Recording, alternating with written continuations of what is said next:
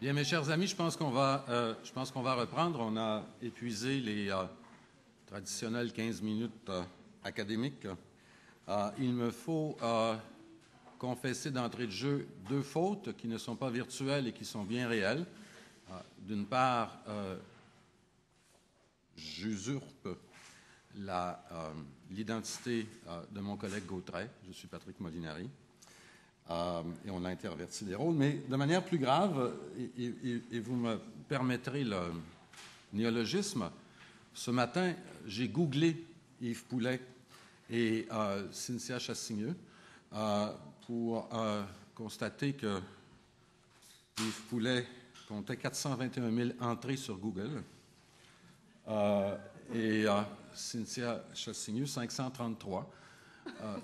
On pourrait en tirer la conclusion provisoire que la vie privée de Cynthia Chassigneux est infiniment mieux protégée que ne l'est celle d'Yves Poulet, mais à la vérité, vous savez qu'il n'en est rien parce qu'il suffit d'une information pour que celle-ci soit exposée. On a beaucoup parlé ce matin d'individus, de personnes, de citoyens dans un environnement qui était infiniment plus théorique et méta, je dirais, virtuel. Et je pense que cette première séance de l'après-midi consiste à revoir ce qui est devenu un enjeu classique entre la vie privée d'une part et la collecte et l'utilisation des informations personnelles. Je dis classique parce que depuis que l'on collige et que l'on utilise des informations personnelles, l'enjeu a été posé, discuté. Je ne pense pas que la nature de cet enjeu soit modifié en raison de ce que l'on appelle désormais la virtualité. Mais très certainement, les tensions qui en résultent s'en trouvent significativement exacerbées. Et à la vérité, c'est la mise en cause des nouvelles logiques de gestion de l'information, que ces logiques soient de nature publique ou privée, c'est logique pour lesquelles la collecte ou la cueillette, selon l'expression que l'on préfère, d'informations personnelles est devenue le fondement des actions, des décisions, et dans la mesure où, pour reprendre l'expression de notre collègue Patrick Glenn McGill, dans la mesure où le droit à la vie privée est d'une part, bien sûr, le reflet du droit à la dignité de la personne humaine, mais correspond aussi à ce droit de se clore, ce droit de se retirer à la limite de la vie en société. Force est de constater que les pressions exercées par, appelons-les la société de l'information, font en sorte que l'exercice du droit de se clore, que l'exercice de cette liberté de se retirer de l'espace collectif est de plus en plus lourde, devient de plus en plus intolérable,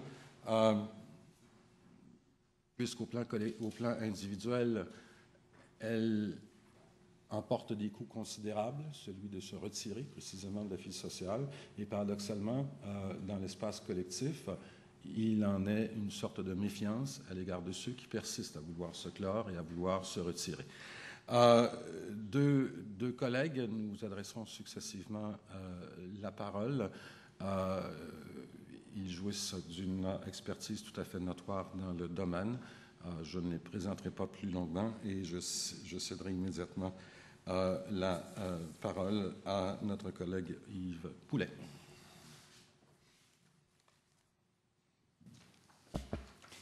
Merci Patrick. Je suppose que tu as dû taper Poulet avec un L ce matin, et Poulet avec un L, c'est bien plus connu que Poulet avec deux L. Cela va de soi. Deuxième point, je voudrais remercier très sincèrement Karim et Pierre pour leur invitation. C'est toujours un plaisir pour moi d'être ici à Montréal. C'est un haut lieu de réflexion et merci en tout cas de leur invitation. Voilà, j'espère que je vais pouvoir terminer parce que c'est pas brillant. Bien, donc le titre cyberespace versus point d'interrogation, la vie privée. Pourquoi est-ce que j'ai mis un point d'interrogation? Parce que je ne suis pas sûr qu'il faut les opposer nécessairement. Ce qui est certain, merci Cynthia, ce qui est certain, c'est que les nouvelles technologies mises à l'œuvre dans le cyberespace mettent à mal les principes mêmes qui fondent le respect de la vie privée et de la protection des données. Donc ce que je vais essayer de faire, c'est, premier point, m'interroger sur ces principes qui sont derrière la protection des données à caractère personnel. Pourquoi est-ce que tout d'un coup, on a créé des législations en matière de protection de données à caractère personnel? C'est une introduction peut-être théorique, mais je crois que c'est extrêmement important parce que ça nous amènera à affirmer que les législations de protection des données à caractère personnel, ce ne sont jamais que des outils au service de valeurs fondamentales, et ces valeurs fondamentales éthiques, c'est l'autonomie et la dignité de la personne. C'est peut-être ça le message essentiel de la première partie. Puis le deuxième point, je voudrais précisément analyser la façon dont le cyberespace met à mal ce fameux principe d'autonomie et de dignité, ces valeurs éthiques d'autonomie et de dignité. Et je voudrais le faire en faisant quelques réflexions générales et puis en me concentrant sur deux choses.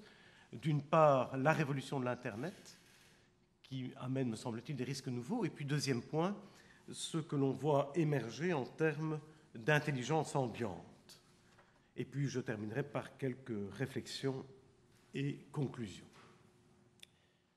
Donc, la première partie, c'est essayer de s'interroger sur les valeurs qui sont derrière ces législations de plus en plus omniprésentes de protection des données à caractère personnel. Et si vous voulez bien, je vais partir des législations de protection de données pour arriver à cette valeur éthique fondamentale qui est l'autonomie. Je crois que personne ne nie que la protection des données se rattache à ce que, en Europe, on appelle l'article 8 de la Convention européenne des droits de l'homme, de ce que vous pouvez appeler, au niveau international, l'article 12 de la Déclaration universelle des droits de l'homme.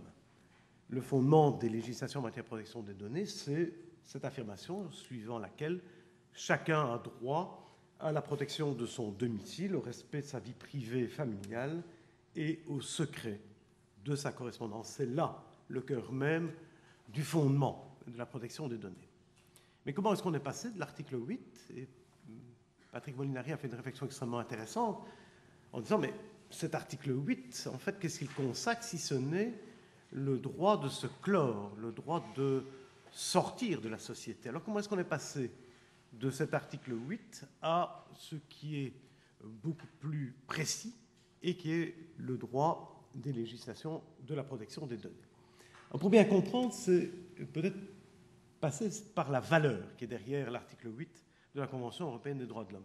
Alors il y a, je cite parce que c'est un arrêt qui a marqué dans l'ensemble de la jurisprudence de la Cour européenne des droits de l'homme, c'est ce fameux arrêt Preti qui dit, vous savez, derrière l'ensemble des manifestations par lesquelles la jurisprudence a reconnu différents aspects de la vie privée, il y a derrière tout cela, en filigrane, un principe, c'est le principe fondamental de l'autonomie et de la dignité. L'autonomie et la dignité sont les fondements éthiques de l'article 8 de la Convention européenne des droits de l'homme. C'est quoi l'autonomie? L'autonomie, ce n'est pas un droit. On vit, quand on a les capacités, on vit autonome. On exerce son autonomie. Ce n'est pas une prérogative que l'on va réclamer devant les tribunaux. Non. L'autonomie n'est pas un droit, même si, bien évidemment, le droit a, et on aura l'occasion de le dire tout de suite, le droit a l'obligation de mettre en place les conditions pour que l'on puisse être capable de cette autonomie. Qu'est-ce que c'est l'autonomie? C'est une capacité de création d'idées, de se fixer des objectifs que l'on considère être des objectifs de bien, de la possibilité de fonder des décisions rationnelles sans contrainte et de prendre ainsi sa place de manière complète dans la vie publique. Et c'est quoi la dignité? La dignité, c'est une valeur qui est une valeur inviolable, c'est une valeur inaliénable de l'homme qui ne doit jamais, l'homme ne doit jamais être pris pour un moyen au service de logiques qui pourraient être logiques économiques ou d'autres logiques, mais toujours, l'homme doit toujours être pris pour une fin. C'est la conception kantienne de la dignité que l'on retrouve dans toutes les décisions de la Cour européenne des droits de l'homme. On va me dire, oui, mais on n'est toujours pas à la protection des données, la valeur de l'autonomie et de la dignité, certes, derrière la jurisprudence de la Cour européenne des droits de l'homme, mais qu'est-ce qu'on en a tiré? Qu'est-ce qu'on en a tiré comme leçon pour le droit? Le droit doit, je vous l'ai dit tout à l'heure, donner à la personne les conditions pour qu'il puisse être autonome et d'autre part pour qu'il puisse voir sa dignité respectée. Et il le fait à travers une jurisprudence qui est une jurisprudence extraordinaire. Lisez l'ouvrage de Marie-Thérèse Mulder-Sklein sur la notion de vie privée, lisez l'ouvrage de François Rigaud sur cette notion de vie privée. Mais ce qui est extraordinaire, c'est la jurisprudence foisonnante à partir de ce fameux article 8 de la Convention européenne des droits de l'homme. Et cette jurisprudence, elle s'oriente suivant deux approches. Il y a une approche qui est plus négative et puis il y a une approche qui peut être considérée comme positive. L'approche négative, c'est ce que M. Molinari a décrit tout à l'heure. Le droit à la vie privée, c'est le droit à la séclusion, the right to be left alone. C'est absolument nécessaire, et il y a des décisions de la Cour européenne qui le disent de manière extrêmement claire, si la personne veut pouvoir, à un moment donné, se fixer à lui-même ses propres objectifs, il doit avoir la possibilité, il doit avoir le droit de se trouver dans des endroits qui sont des endroits d'espace privé, non surveillés. Il doit avoir la possibilité de pouvoir ne pas être à tout moment transparent vis-à-vis d'autrui. C'est un point important, c'est bien évidemment le symbole de la maison, des quatre murs de la maison. C'est bien évidemment aussi le secret de la correspondance dans lequel on enferme dans un message singulier éventuellement ses idées les plus profondes. Ceci est absolument nécessaire, ce droit à la séclusion est absolument nécessaire comme instrument de la construction identitaire de la personne. Et puis il y a un deuxième point, et la jurisprudence de l'article 8 est abondante en cette matière, qui est une approche beaucoup plus positive, qui est de dire chaque personne doit avoir le droit, sans crainte de discrimination, de pouvoir s'exprimer lui-même, de pouvoir, bien évidemment, développer les aspects qu'il considère comme essentiels dans sa personnalité. C'est le droit au choix du nom, le droit à son identité à travers le nom, mais aussi à travers le prénom. C'est le droit à pouvoir définir sa propre identité sexuelle, le transsexualisme. C'est la possibilité de définir ses relations sexuelles avec autrui, notamment tout le problème des mariages homosexuels pointe là derrière.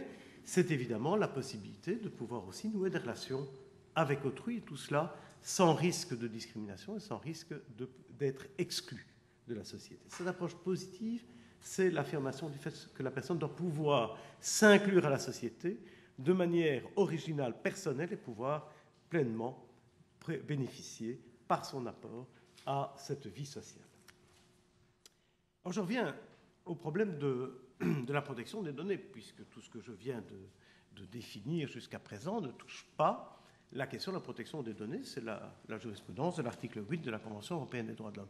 Pourquoi est-ce qu'à un moment donné, sur base de cet article 8 de la Convention européenne des droits de l'homme, est-on passé à cette Convention 108 en matière de protection des données à caractère personnel? Eh bien, je crois que l'idée centrale a été de dire il nous faut, si l'on veut permettre aux personnes de rester autonomes dans la société, il nous faut absolument inscrire dans les droits de la personne un droit à la maîtrise de son image informationnelle. C'est un point extrêmement important. Ce que l'on a constaté, c'est de plus en plus avec les traitements de données à caractère personnel. On est en 1973 avec la loi suédoise. C'est pas hier, c'est avant-hier. On est en 1978 avec la loi 1978, avec la loi informatique et liberté. Bien, ce qu'on a voulu inscrire, c'est de dire, vous savez, attention, il y a des risques nouveaux pour l'autonomie qui viennent du fait que dorénavant, entre les personnes, s'interpose la possibilité de réfléchir directement sur l'image de la personne, c'est-à-dire sur les données de la personne. Pourquoi? Bien, tout simplement parce qu'il y a à travers ce traitement de l'image, traitement de la donnée, une réduction de la personne à ces données à caractère personnel. Et ça va permettre, bien évidemment, pour ces personnes qui vont pouvoir ces personnes qui seront les entreprises, qui seront les administrations publiques, qui vont pouvoir collecter cette information, qui vont pouvoir la traiter. Ça implique évidemment un pouvoir informationnel beaucoup plus grand, et à partir de ce moment-là, des risques de décision, et en particulier des risques d'exclusion, qui sont beaucoup plus grands. Cela aussi, et il y a cette merveilleuse décision du tribunal constitutionnel allemand, je ne vais pas y revenir parce que Pierre m'a déjà entendu sur ce thème, mais décision du tribunal constitutionnel allemand de 1983 à propos du recensement statistique, où le tribunal constitutionnel allemand dit, vous savez, les traitements de données, parce qu'on ne sait pas tout à fait ce qui se passe derrière ces traitements de données, parce que ces données circulent, engendre de la part des personnes concernées une espèce de crainte qui les empêche d'être eux-mêmes. Ce qu'on a appelé une espèce de conformisme anticipatif, les gens ne sachant pas très bien où circulent leurs données, qui les utilisent, quelles décisions vont être prises, font en sorte qu'ils adoptent un comportement qui sera le moins sujet à problème vis-à-vis d'autrui. Alors, ces risques nouveaux pour l'autonomie entraînent, et c'est les principes mêmes de la législation de protection de données, l'affirmation de principes de finalité, de transparence, qui sont les principes clés des législations de protection des données. Ça veut dire quoi? Ça veut dire que les législations de protection des données sont venues à un moment donné tout simplement parce qu'il y avait un risque nouveau créé pour l'autonomie des personnes, l'autonomie plutôt des individus, et que dès lors, en vertu de ce qu'on peut appeler les obligations positives des États, le fait que les États ont à assurer les capacités d'autonomie, les États ont dû, à partir d'un certain moment, développer des législations qui étaient des législations pour faire face à ce risque. Mais ça veut dire aussi, et c'est à cela que j'en arrive maintenant, cela veut dire aussi que si demain la technologie évolue, et présente de nouveaux risques en matière de développement de l'autonomie, il est possible que la législation de protection des données doive, elle également, évoluer. Alors, mon idée n'est certainement pas d'être, à cet égard-là, négative vis-à-vis de toutes les opportunités, toutes les possibilités que le cyberespace offre en matière de développement de l'autonomie des individus. Bien au contraire, je crois que grâce à Internet, les personnes ont la possibilité de découvrir des mondes qui sont des mondes nouveaux et qui leur permettent aussi de sortir de l'ensemble des contraintes dans lesquelles l'espace physique et les contraintes sociales les enfermaient. Je crois que, personnellement, je n'aurais jamais imaginé, quand j'étais jeune, pouvoir, bien évidemment, discuter avec un Norvégien à travers Internet, de pouvoir éventuellement découvrir telle situation au Bangladesh ou ailleurs. Il est clair que cela apporte, en termes de développement humain et d'autonomie de la personne, me semble-t-il, quelque chose d'extrêmement précieux. Mais il y a en même temps un certain nombre de risques, et c'est cela sur ce point-là que je voudrais intervenir, parce que si le cyberespace est un outil de développement de l'autonomie, il est aussi un grand risque en ce qui concerne le développement de l'autonomie. D'où viennent ces risques? Quelques réflexions générales, et puis je réfléchirai avec vous sur les risques particuliers liés à la révolution de l'Internet et puis les risques particuliers liés à l'intelligence ambiante. Les risques, c'est d'abord, me semble-t-il, une question de dimension.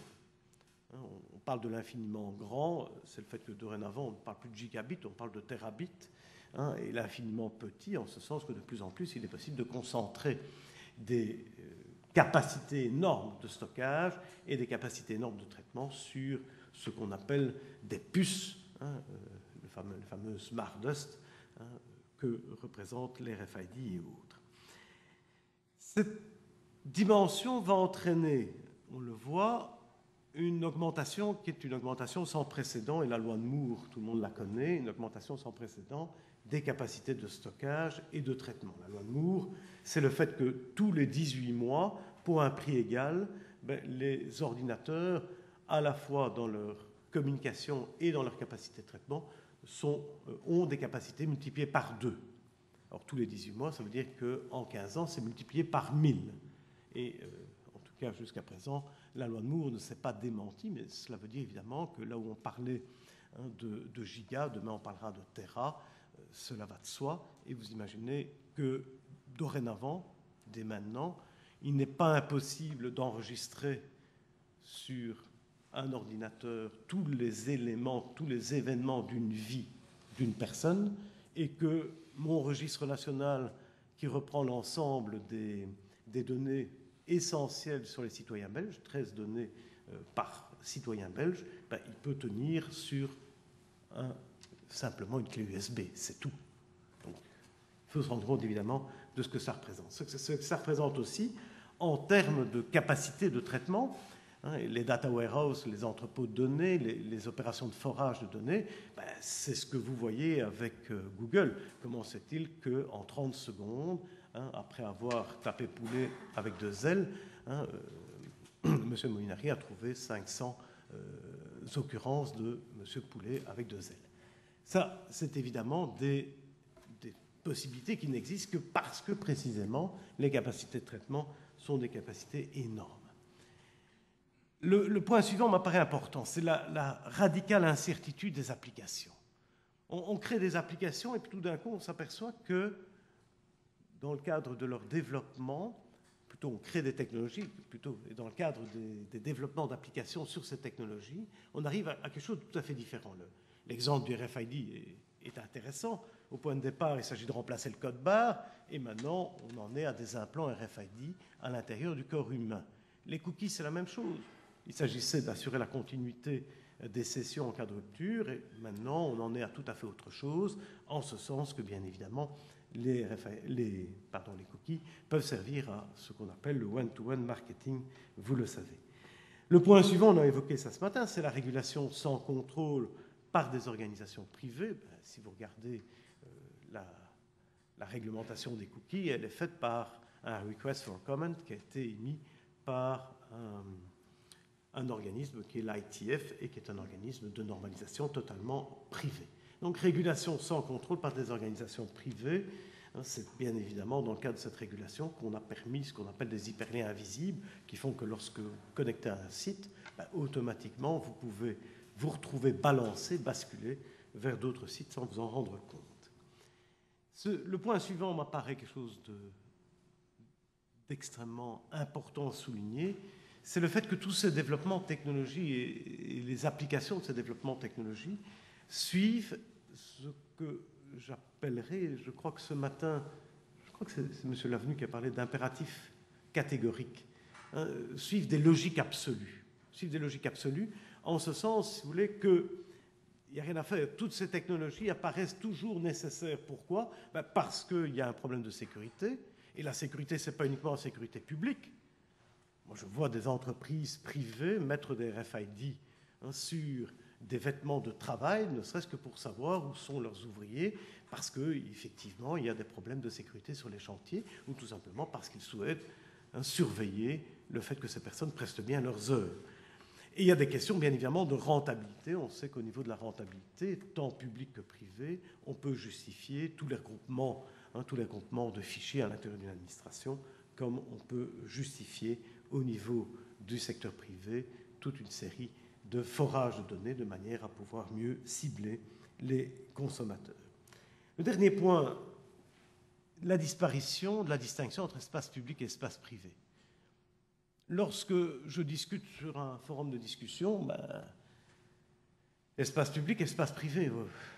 Auparavant, on aurait dit, lorsqu'il y avait ainsi un échange de correspondance à l'intérieur d'un groupe, c'est un espace privé, mais ici l'espace n'est plus clos, et il est toujours possible de reprendre un élément de ce forum, fût-il privé, pour pouvoir éventuellement le reprendre ailleurs.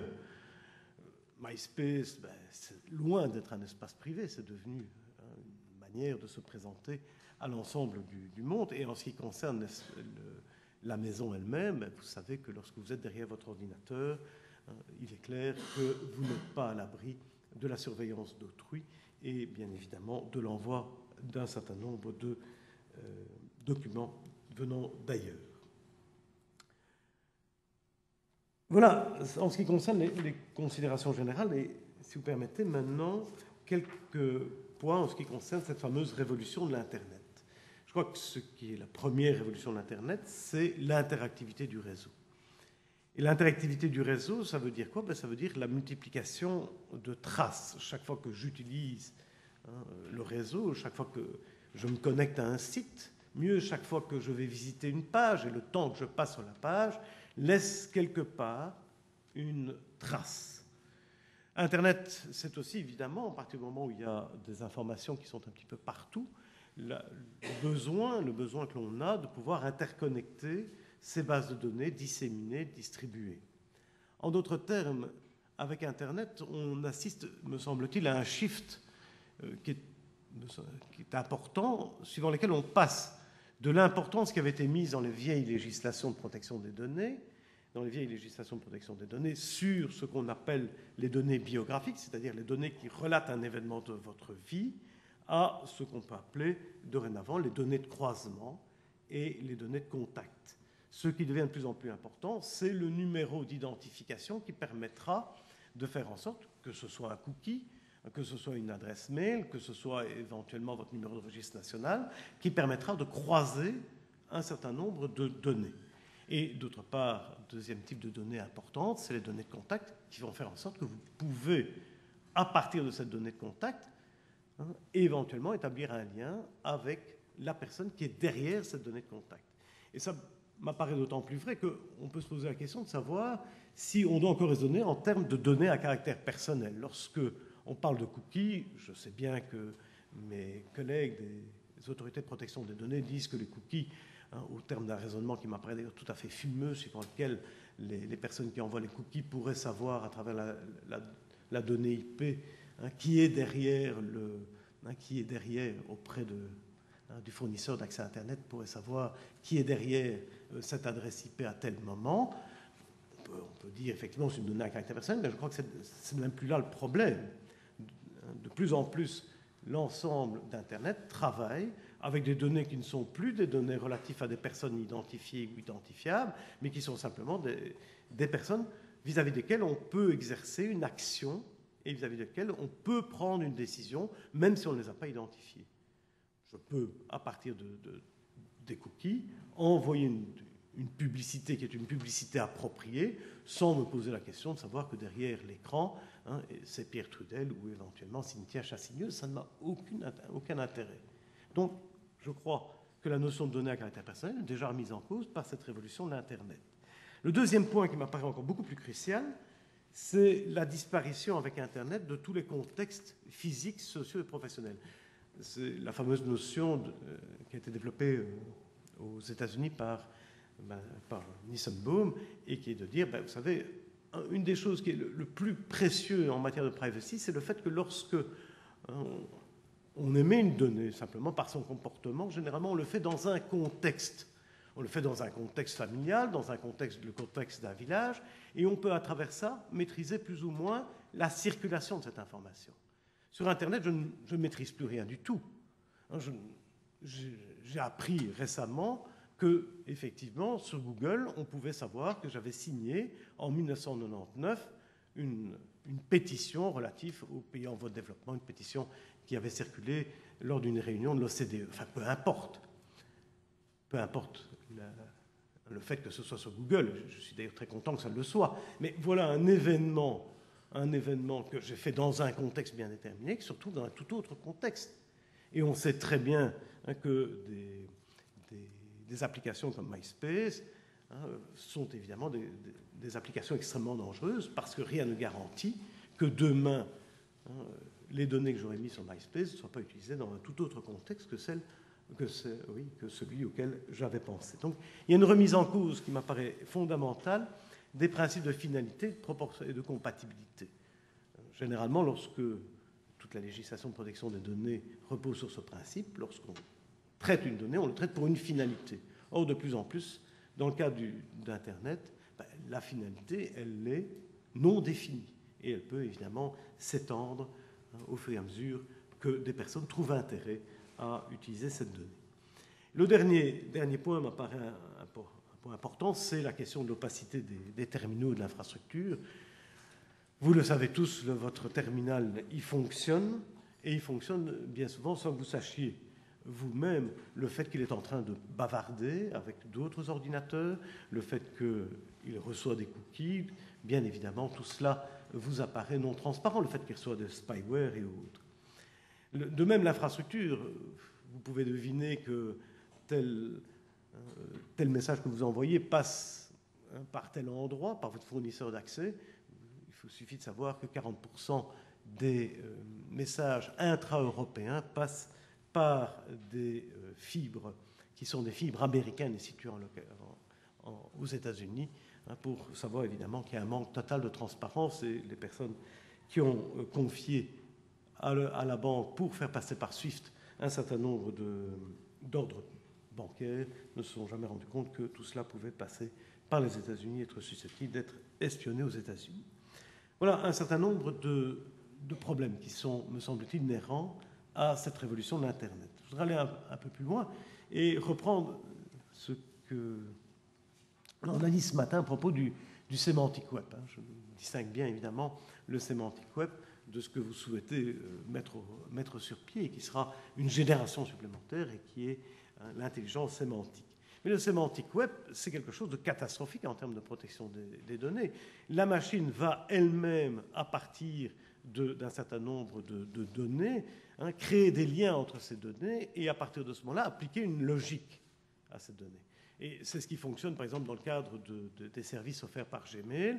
Gmail analyse automatiquement l'information qui est contenue dans votre mail pour pouvoir éventuellement repérer le fait que ce mail présente un danger pour votre destinataire ou présente éventuellement quelque chose de publicitaire pour votre destinataire. Et va, à partir de ce moment-là, bloquer l'arrivée de cela. Ce sémantique web fonctionne remarquablement bien. Ce qui est intéressant, c'est de voir que c'est la machine elle-même qui opère des liens, et qui opère des liens suivant une logique qui a peut-être été à un moment donné programmée, mais elle est elle-même auto-apprenante et elle fait des liens elle-même entre des éléments qui sont des éléments présents dans ce que vous avez de plus informel, et à partir de ce moment-là peut éventuellement vous réduire dans la mesure où votre message est interprété par la machine automatiquement. L'accroissement des déséquilibres informationnels entre personnes concernées et responsables de traitement, je crois que Google est devenu le nouveau Microsoft en termes de Big Brother. Chacun sait que lorsque Google développe à la fois des systèmes de Google Print, à la fois des systèmes de Google Earth, à la fois des systèmes comme Gmail et Google Search rachètent DoubleClick, il est clair que nous avons là en face de nous un responsable de traitement qui représente un pouvoir informationnel sans précédent par rapport à l'ensemble des personnes. Et je lisais, pas plus tard qu'il y a 2 jours, l'extrait d'une déclaration qui a été faite par le patron de Google, disant « Notre volonté dorénavant, c'est de pouvoir faire en sorte que nous puissions offrir à travers le mobile, à travers l'ordinateur, des services qui soient le plus proches possible des préoccupations de la personne. » Une personne, éventuellement des problèmes de maladie, nous lui offrons automatiquement l'accès aux contenus au contenu du web qui sont en rapport avec sa maladie. Une personne se trouve à tel endroit, mais nous lui offrons automatiquement la liste des meilleurs restaurants, éventuellement les plans qui sont afférents à cela. Donc c'est une volonté, une personnalisation suivie qui est souhaitée par Google et qui illustre très bien, me semble-t-il, la manière dont les déséquilibres informationnels se font. Alors l'autonomie est-elle en danger par tous ces développements? Je crois que oui. Il est certain, et c'est une affirmation qui est une affirmation de tous les psychologues, c'est que de plus en plus, notre société de surveillance entraîne chez nous ce qu'on appelle un conformisme anticipatif. Ce que le tribunal constitutionnel de Karlsruhe, allemand, disait déjà en 1983, se révèle encore bien plus vrai. Les gens, ne sachant pas exactement quelles sont les données qu'on traite sur eux, ou le sachant, adoptent un comportement qui est le comportement qu'ils espèrent être attendu par les personnes qui se trouvent en face d'eux. Le deuxième point, c'est effectivement que de plus en plus, la personne est traitée suivant son profil. Alors, c'est très clair en matière de one-to-one marketing, et je venais de donner un autre exemple à travers la stratégie de Google. De plus en plus, on vous envoie la publicité, qui est la publicité qui correspond le mieux à votre profil, en sachant bien évidemment que c'est la meilleure manière de maximiser le rendement de cette publicité. Alors, C'est important, pourquoi? Parce que la publicité, qui, me semble-t-il, a une valeur dans le développement de l'autonomie. C'est une ouverture vers des possibles. La publicité, c'est la possibilité tout d'un coup de penser à quelque chose auquel on n'a jamais pensé. Eh bien maintenant, elle est utilisée de manière tout à fait différente. Elle ne sert qu'à une chose, c'est-à-dire à vous confirmer dans votre propre comportement. Et donc, elle n'est plus un signe d'ouverture, elle est un signe réducteur. Alors, les risques croissants de discrimination, ça c'est quelque chose qui m'apparaît devoir faire l'objet d'une réflexion importante. De plus en plus, vous avez la possibilité, grâce à vos forages de données, vos data warehouse, de développer ce qu'on peut appeler des logiques de sélection.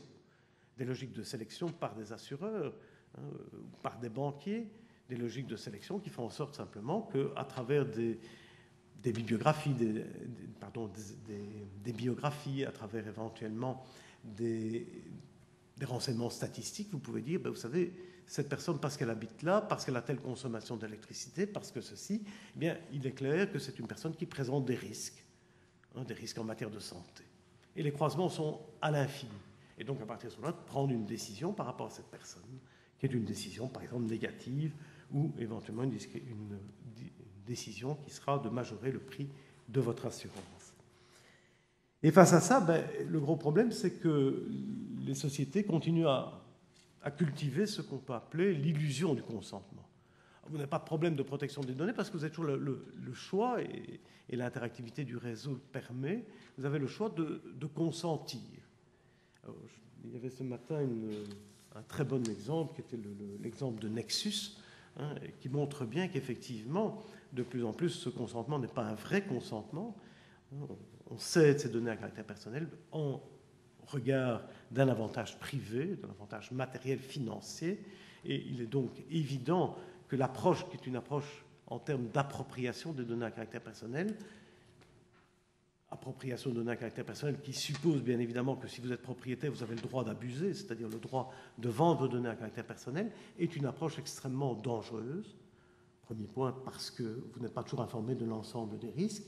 Et ensuite, deuxième point, parce que bien évidemment, dans la mesure où on peut vous faire miroiter des avantages qui sont des avantages parfois extrêmement réduits par rapport à la valeur de vos données à caractère personnel, vous pouvez y céder à cette tentation. Voilà, très rapidement je ne suis pas trop long, des réflexions à propos de l'Internet. Et maintenant je voudrais passer à une deuxième révolution, ou en tout cas promesse de révolution, parce qu'elle n'est qu'incoative, c'est les promesses de l'intelligence ambiante. Et qu'est-ce que c'est l'intelligence ambiante? C'est ce qui correspond à cette fameuse vision de Weiser, c'est en 1991, c'est une vision qui commence à être véritablement implémentée. C'est l'idée de Weiser de dire, à partir du moment où on peut miniaturiser les supports des systèmes d'information, essayons de faire ce qui avait déjà été voulu par Internet, à savoir distribuer l'intelligence, distribuons-la de manière encore beaucoup plus importante, distribuons-la dans les choses, distribuons-la dans les personnes, et faisons en sorte que toutes ces choses, ces personnes puissent bien évidemment dialoguer et éventuellement rendre des services à l'individu lui-même ou éventuellement aux entreprises qui vont exploiter ces nouvelles formes d'intelligence ambiante. Alors c'est une technologie qu'on peut définir par quelques caractéristiques. C'est une technologie calme. Oui, c'est une technologie qui véritablement disparaît, se confond avec les choses. Se confond avec les choses. J'ai parlé tout à l'heure de ce qu'on peut appeler le smart dust, c'est-à-dire la poussière intelligente. Il est clair que la puce RFID que vous avez dans votre passeport, elle ne vous apparaît même pas. Or, vous l'avez. Et donc c'est quelque chose qui disparaît, qui s'intègre parfaitement à l'intérieur des choses. Ce qui présente évidemment un danger, c'est l'opacité de leur fonctionnement. C'est une technologie ubiquitaire en ce sens que c'est une technologie qui vous accompagne dans les différents éléments de votre vie. Et je pense à cet égard-là à ce que Métro a mis sur pied à travers des puces RFID. Lorsque vous entrez dans un magasin Métro, un grand magasin allemand, vous avez à votre choix soit une puce sur votre carte shopping, soit une puce simplement sur votre caddie, et qui, par le dialogue qu'elle va créer avec les puces qui seront sur les dire ça, sur les autocollants des différents produits. Hein, donc chaque produit est équipé d'une puce. Vous êtes vous-même avec votre caddie équipé d'une puce. Ce qui veut dire quoi? Ça veut dire qu'on peut vous suivre, qu'on peut bien évidemment automatiquement savoir où vous êtes, qu'on peut savoir les produits que vous achetez, puisque à un moment donné, vous prenez le produit, vous le mettez dans votre caddie, et automatiquement, le caddie enregistre la présence de tel produit, ce qui veut dire évidemment pour le magasin quoi, la possibilité de pouvoir vous envoyer à tout moment via une petite vidéo qui est sur le caddie, le fait qu'il y a telle promotion, le fait que la semaine dernière vous aviez acheté tel produit et que ce produit peut être intéressant à racheter étant donné vos habitudes de consommation, etc. Donc c'est un suivi, et un suivi dans une activité qui est une activité de tous les jours, des personnes, qui fait en sorte que, bien évidemment, la personne est à tout moment, je ne vais pas dire espionnée, mais qu'à tout moment, elle est invitée à pouvoir effectuer tel ou tel achat, et on vous le vend sans aucun problème. Pourquoi? Tout simplement parce que Métro dit, le gros avantage, c'est que lorsque vous avez passé à la caisse, vous ne devez même plus vous arrêter, puisque automatiquement, les RFID vont permettre d'envoyer à la caisse enregistreuse, sans caissière, l'ensemble des informations sur les produits que vous avez achetés, et automatiquement, la facture vous sera envoyée. On parvient même, et je suppose que vous connaissez cet exemple du Maya Club, on parvient même à justifier par l'intérêt des RFID le fait de vous implanter une puce. 50% des clients ont accepté l'implantation d'une puce par cette société de dancing, Maya Club. Et comment est-ce qu'ils sont arrivés à accepter cette mutilation, pourrait-on dire? Tout simplement parce que c'est extrêmement facile lorsque vous êtes client avec une puce implantée RFID. Lorsque vous arrivez, vous ne devez pas passer par les services de garde. Automatiquement, on reconnaît que vous êtes un client. Et lorsque vous commandez au comptoir, vous ne devez même pas payer. Donc, vous ne devez pas avoir d'argent, ce qui est évidemment très pratique, parce qu'il y a beaucoup de vols dans les dancing. Et vous ne devez pas payer. Et donc, à partir de ce moment-là, vous êtes automatiquement débité sur votre compte. Le jour où vous ne payez pas, de toute façon, il n'y a rien à faire. On vous reconnaîtra aussi grâce à votre puce RFID et vous resterez bloqué à l'extérieur du dancing, cela va de soi. Technologie centrée sur l'humain, puisqu'il s'agit bien d'accompagner la personne. Lorsque la personne entre, c'est une autre application RFID, lorsque la personne entre à l'intérieur d'un local, automatiquement, l'ordinateur s'allume là où la personne souhaite qu'il s'allume. Les lumières s'allument, cela va de soi, et éventuellement s'affiche le programme le programme de la télévision du soir, suivant les choix de la personne. J'ai vu fonctionner ça par Microsoft. Visiblement, ça fonctionne et ce sera commercialisé d'ici peu. Alors, ce qui est intéressant avec l'intelligence ambiante, c'est le fait que, avec le cyberespace, on était encore dans un domaine du virtuel. Ici, le virtuel redescend vers le réel. Redescend vers le réel, puisque c'est le réel qui va commencer à s'exprimer, à parler. C'est les déplacements du corps qui vont envoyer un certain nombre d'informations dans le cyberespace et qui permettront de suivre les déplacements du corps. C'est votre frigo intelligent qui, à un moment donné, parce qu'il n'y a plus de bière, enverra un message à votre fournisseur disant « Attention, il n'y a plus de bière ». Donc, le réel est de plus en plus intégré à l'intérieur du virtuel.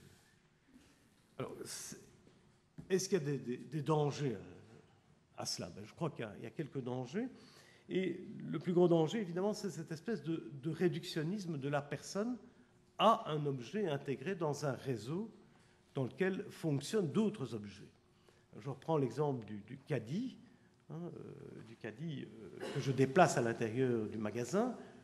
Eh bien, il est certain que ce que l'on essaie de localiser, ce n'est pas une personne, ce qu'on essaie de localiser, c'est un objet mobile.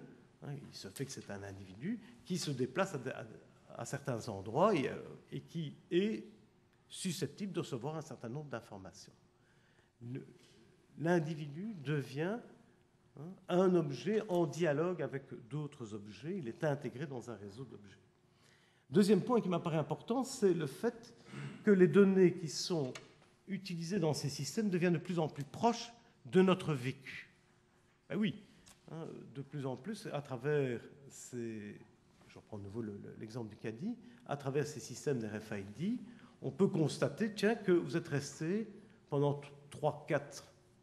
minutes devant tel étalage, que vous avez pris un produit, que vous l'avez éventuellement remis par la suite.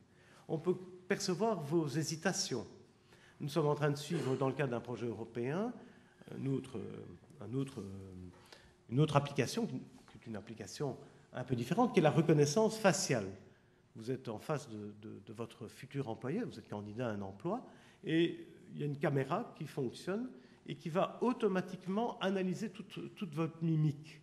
Il est clair qu'un sourire, éventuellement une expression de désarroi, qui sont des choses imperceptibles dans la vie de tous les jours, ou qui éventuellement sont enregistrées par la personne que vous avez en face de vous, ici, à travers une machine, sont systématiquement analysées, sont systématiquement conservées, et peuvent bien évidemment avoir une influence en ce sens que, monsieur, vous ne m'intéressez pas pour l'emploi, vous êtes trop émotif. Qui a dit ça?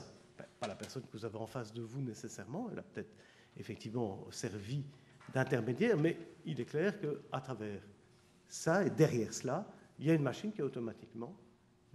Et c'est à tel point que si, à un moment donné, la personne, ça c'est un problème qui m'apparaît important, c'est ce qu'on peut appeler le renversement de la charge de la preuve.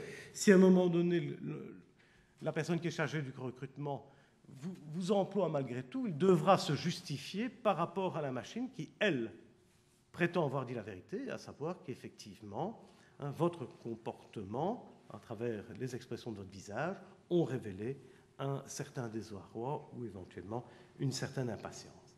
Ce renversement de la charge de la preuve, c'est quelque chose qui m'apparaît extrêmement grave dans toutes ces technologies de surveillance.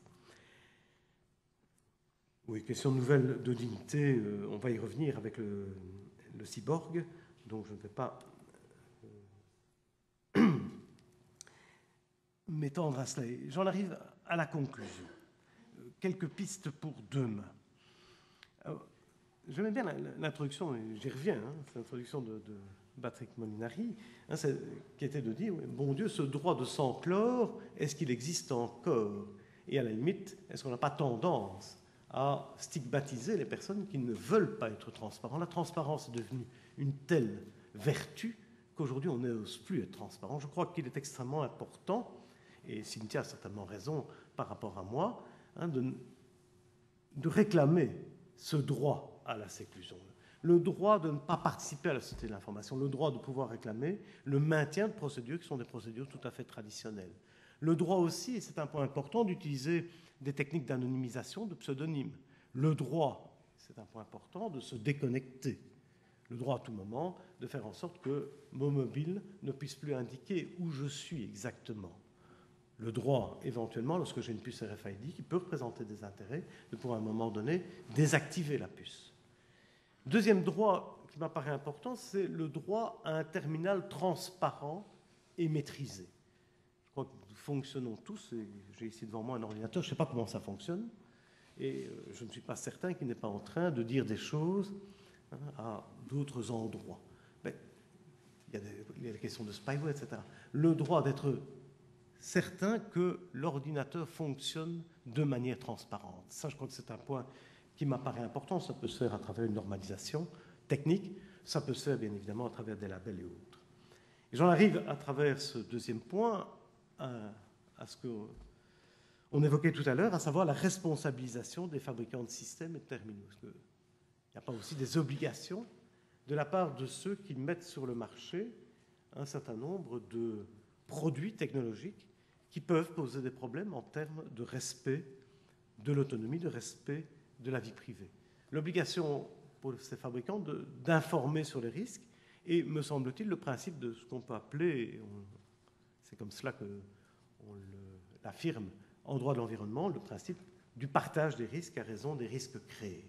Je crois que l'idée d'utiliser un certain nombre de principes qui viennent du droit de l'environnement dans le domaine des technologies de l'information et de la communication m'apparaît d'autant plus important que, nous l'avons vu avec l'intelligence ambiante, de plus en plus, les technologies de l'information et de la communication vont structurer l'espace et vont structurer les relations à l'intérieur de l'espace.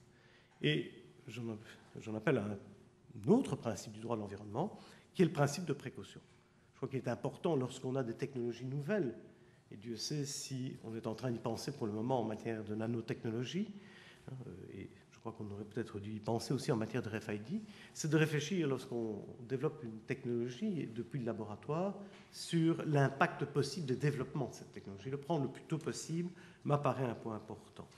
Et pour le faire, des débats publics. Mais les débats publics ils ne portent pas uniquement, me semble-t-il, sur la présence de ce qu'on peut appeler les stakeholders, c'est-à-dire les consommateurs, les citoyens, les associations de consommateurs, les associations de citoyens, dans des débats relatifs à des normes techniques, mais de manière beaucoup plus importante, me semble-t-il, sur des débats comme les débats relatifs à ce qu'on peut appeler le principe de proportionnalité.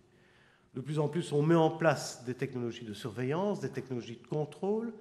Il est peut-être bon, me semble-t-il, que l'on remette de temps en temps en cause ces fameuses logiques dites absolues et que l'on réfléchisse un peu sur la préservation de notre dignité, de notre autonomie. Alors le rôle de l'État, je crois qu'il a une obligation positive de garantir les conditions de cette autonomie dans la société de l'information, de créer ce débat public, de veiller à ce que les normes techniques puissent être prises lorsqu'il y a des dangers, lorsqu'il y a non-conformité de l'ensemble des produits ou des terminaux aux exigences en matière de protection des données. Et je crois surtout qu'il a, me semble-t-il, le devoir de réfléchir à quelques compléments dès maintenant en matière de loi de protection des données. Je crois, vous l'avez vu, je crois qu'il est important dorénavant qu'on ne régule plus simplement les comportements d'un côté des responsables de traitement et de l'autre côté les droits nouveaux de la personne concernée, mais qu'on régule, me semble-t-il, certains acteurs, je pense en particulier à ce que les Américains appellent les gatekeepers. Et gatekeepers, ce n'est pas simplement les personnes qui sont les prestataires de services de communication, les opérateurs de télécom ou les fournisseurs d'accès, c'est aussi un certain nombre de personnes qui apparaissent véritablement comme des sas d'entrée dans ce qu'on peut appeler l'espace public de discussion. C'est des moteurs de recherche, je crois que c'est un point important, et certains portails qui véritablement sont des passages nécessaires.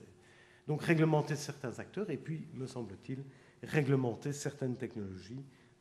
Nous l'avons dit tout à l'heure, c'est les principes en matière d'environnement qui, me semble-t-il, devraient être repris ici.